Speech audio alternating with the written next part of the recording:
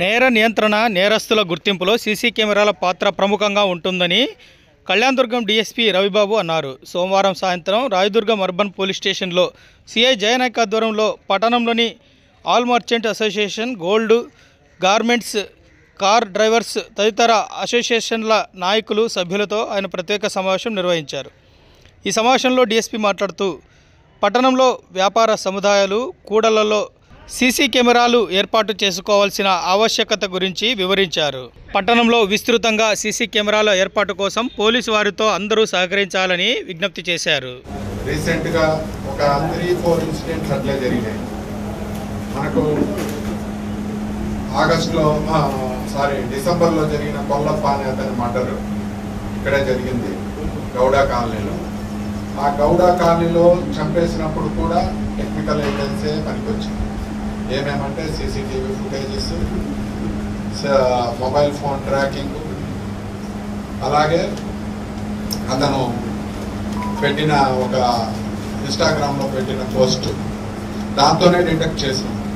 అవి కానీ ఆ ఎవిడెన్సెస్ లేకపోయింటే, సీసీటీవీ ఫుటేజ్ లేకపోయినా, ఆ మొబైల్ అనాలిసిస్ లేకపోయినా ఆ కేసు డిటెక్టే కానే కాదు.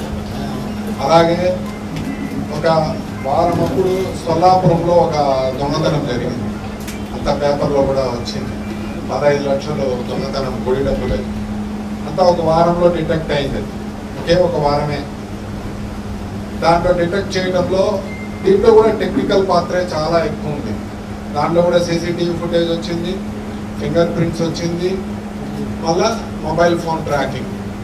ఈ మూడింటితోనే దాన్ని ట్రేస్ చేయగలిగినాం. కాబట్టి చాలా చాలా ఇంపార్టెంట్ రోల్ ఉంది దీనికి. సీసీటీవీలకు, డ్రోన్ కెమెరాలకు, వీటికి చాలా ఇంపార్టెంట్ రోల్ ఉంది. అది మన రాయదుర్గం పట్టణాన్ని నేరాల బారి నుంచి రక్షించి ప్రశాంతతకు ఒక కారణమవుతుంది. కాబట్టి మేము మీ దగ్గర నుంచి కోరుకునేది కొన్ని సీసీ కెమెరాలు కోరుకుంటున్నాం. మేము అది కూడా మీరే మాకు డబ్బులు ఇవ్వనవసరం లేదు, మేము ఏజెంట్ తీసుకొని వస్తాము. లేకుంటే ఇక్కడే మొబైల్ ఫోన్ సీసీ కెమెరాలు అమర్చే వ్యక్తిని కానీ తీసుకొని వస్తాము. వాళ్ళ సమక్షంలో మీరే మాట్లాడి వాళ్ళ ద్వారా ఒక సీసీ కెమెరాలు మాకు కాంట్రిబ్యూట్ చేయమని కోరుకుంటాము. ఇప్పుడు గోల్డ్ మర్చెంట్స్ని కానీ, ఇంకా మామూలు మర్చెంట్స్ కానీ, లారీ అసోసియేషన్ కానీ, గవర్నమెంట్స్ వాళ్ళు కానీ,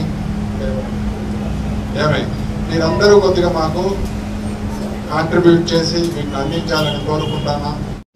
దట్టు ఉన్నవాళ్ళు కొంతమంది పెట్టారు, కొంతమంది పెట్టుకోకపోవడం వల్ల ఏదైనా టౌన్లో అంటువర్డ్స్ ఇది జరిగినప్పుడు చోరీలు కావచ్చు, మీ వెహికల్స్ ఏదైనా పోవడం కావచ్చు, లేదా మీ పిల్లలు ఎక్కడికైనా ఇంటి నుండి వెళ్ళిపోవడం కావచ్చు, లేదా మీ వస్తువులు ఏదైనా డిస్ప్లేస్ అయినప్పుడు కావచ్చు, మన ఇంట్లోకి ఎవరు వస్తున్నారు, ఎవరు పోతున్నారు అన్నట్టు ఒక నిఘా అవసరం.